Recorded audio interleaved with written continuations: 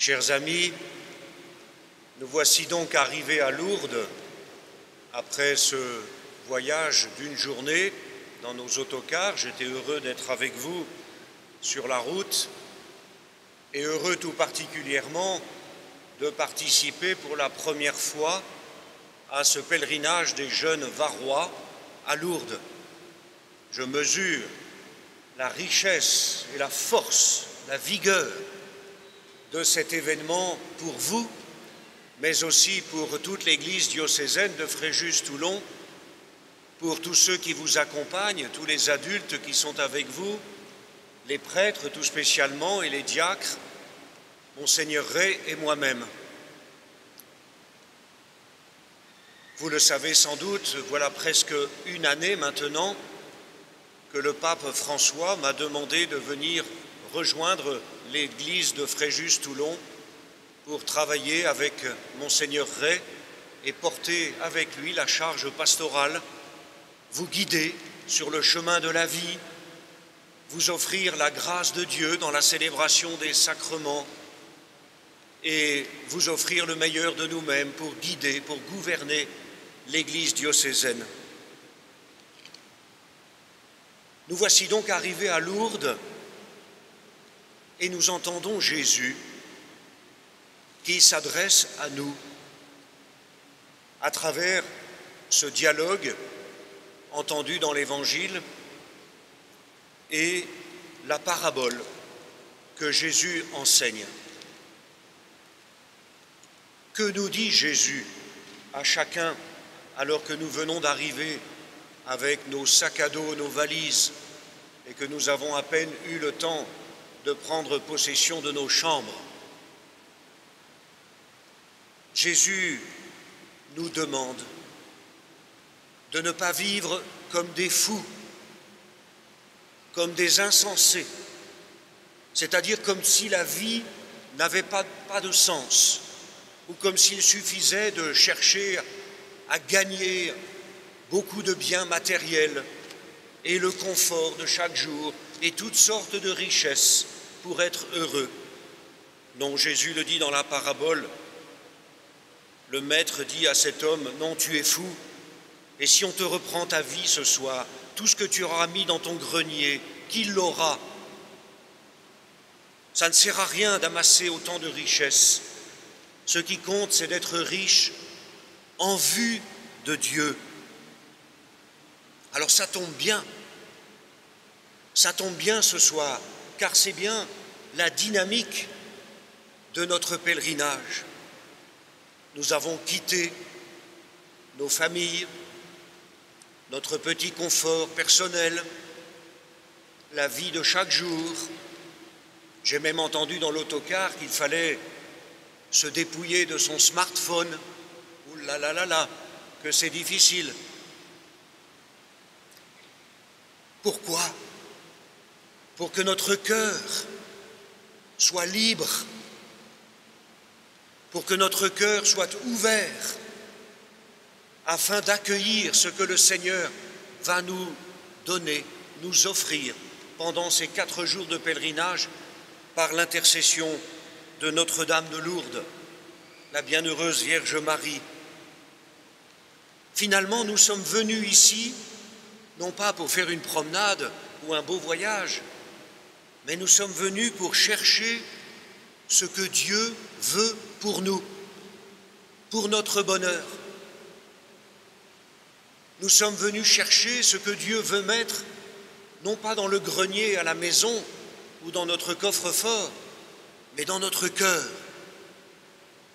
au plus profond de nous-mêmes. Il veut déposer toute la richesse de son amour, de sa miséricorde, de sa grâce. Nous l'avons entendu dans la lettre de saint Paul aux Éphésiens. C'est par la grâce que vous êtes sauvés.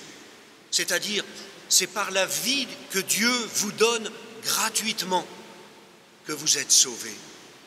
C'est par la croix de Jésus, c'est par sa résurrection au matin de Pâques que vous êtes capables de vous remettre debout lorsque vous êtes tombés et d'accueillir dans votre cœur la véritable richesse le vrai bonheur qui est d'être avec Dieu, de vivre avec Dieu, de vivre à la ressemblance de Jésus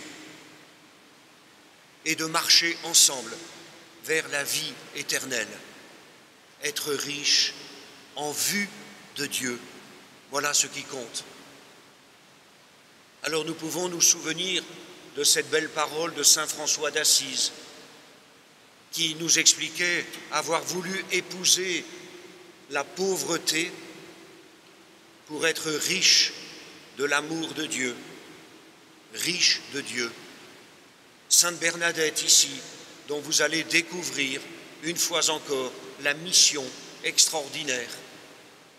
Une pauvre petite jeune fille qui ne savait pas lire, pas écrire, qui vivait dans une famille bien pauvre,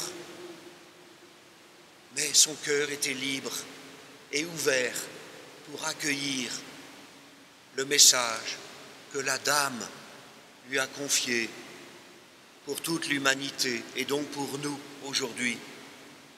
Elle nous l'a dit, Sainte Bernadette, elle était chargée de transmettre simplement le message. Elle n'était pas là pour nous forcer à le croire, mais elle nous l'a transmis fidèlement. Alors, chers amis, tâchons ce soir d'ouvrir ainsi notre cœur pour ces 4 journées, afin qu'elles soient riches de la rencontre avec le Seigneur Jésus, riches de la prière à la grotte, au pied de la Dame, Notre-Dame, la Vierge Marie, que nous puissions accueillir au plus profond de notre être la richesse infinie de la miséricorde de Dieu, la richesse infinie de son amour. Saint Paul nous le dit, Dieu nous a tant aimés, il nous a tellement aimés qu'il est allé jusqu'à donner sa vie pour nous sur la croix. C'est cela que nous accueillons ce soir et pendant ces journées de pèlerinage. Alors peut-être puis-je vous laisser ce soir, dès cette messe d'ouverture, 5 conseils pour bien vivre ces quelques jours. Le premier, c'est de chercher et de nous aider les uns les autres à nous détacher de tout ce qui fait notre petit confort, notre vie personnelle, pour que nous puissions accueillir vraiment les dons de Dieu, la grâce de Dieu, et que nous puissions vivre une belle rencontre avec le Seigneur Jésus. Voilà, nous sommes arrivés, le voyage est fait, nous voici à Lourdes maintenant. Eh bien, entrons profondément, entrons avec détermination dans cette démarche du pèlerinage. Détachons-nous de tout ce qui nous encombre, de tout ce qui nous empêche d'avancer sur le chemin de l'Évangile, tout ce qui nous embarrasse, tout ce qui nous empêche d'ouvrir notre cœur au Seigneur. Laissons-le de côté. Il n'y a pas que le smartphone, il y a certainement bien d'autres choses. Et alors nous serons libres, vraiment, pour laisser le Seigneur frapper à la porte de notre cœur et y entrer. Un deuxième conseil, tâchons de vivre en plénitude, en vérité, les moments de prière, ceux qui nous seront proposés par le pèlerinage, la célébration de la messe chaque jour, les temps de chapelet, de chemin de croix, la procession du Saint-Sacrement, la procession au flambeau, mais aussi notre prière personnelle ou la prière en silence, en groupe, devant la grotte. Tâchons de vivre cela avec beaucoup de vérité, beaucoup d'intensité, parce que c'est là que le Seigneur va nous faire signe à chacun. Il a un message particulier pour chacun d'entre nous. Moi le premier. Et donc, en entrant dans la prière, en arrivant à faire silence, à nous mettre en présence de Dieu, en écoutant sa parole, en le regardant, en fixant les yeux sur la croix de Jésus, en fixant les yeux sur la statue de Notre-Dame de Lourdes. Oui, alors, nous allons écouter le Seigneur qui nous parle. Et nous pourrons chercher comment lui répondre, avec joie, avec générosité. Troisième conseil, cherchons la rencontre avec Jésus, tâchons de le découvrir dans le visage des plus pauvres et des malades que nous allons croiser à Lourdes. Vous allez voir, c'est le malade ici qui a la première place. C'est le plus fragile qui est le plus important ici. Alors on s'écarte, on rend service, on fait un sourire, on accueille avec bienveillance, on tâche d'aider en toutes circonstances. Et là, vous allez rencontrer Jésus, ce malade que vous allez croiser, qui va vous regarder. C'est Jésus lui-même qui vous fera signe. Tâchons de faire cette expérience. Quatrième conseil, c'est l'amitié, c'est la fraternité, parce que nous sommes tous des enfants de Dieu, parce que nous voulons construire le corps du Christ, l'Église, la famille de tous les disciples de Jésus. Vivons l'amitié, en vérité, dans la joie, la fraternité, en apprenant à nous respecter les uns les autres, à nous rendre service, à ne pas pénaliser le groupe auquel nous appartenons. Et cela va nous permettre d'entrer avec beaucoup de force dans toute la démarche du pèlerinage. Et enfin, cinquième conseil, n'ayons pas peur. N'ayons pas peur de nous laisser un petit peu secouer, de nous laisser un petit peu bouleverser, parce que le Seigneur nous fait signe. Peut-être au moment de célébrer le sacrement de la réconciliation et de recevoir le pardon de vos péchés, peut-être à un autre moment de prière ou dans une rencontre avec un malade. N'ayons pas peur, c'est le Seigneur qui vient nous faire signe et qui vient nous dire « Allez, mets-toi debout, continue la route, suis-moi, n'aie pas peur, aie confiance. » Les mots qui nous conduiront pendant tous ces jours, vous le savez, c'est « joyeux dans l'espérance ». Alors ce soir, tendons nos cœurs vers le ciel. C'est le but de notre chemin, c'est le but de notre pèlerinage, le but de notre vie. Être avec Dieu, le rencontrer, le voir face à face.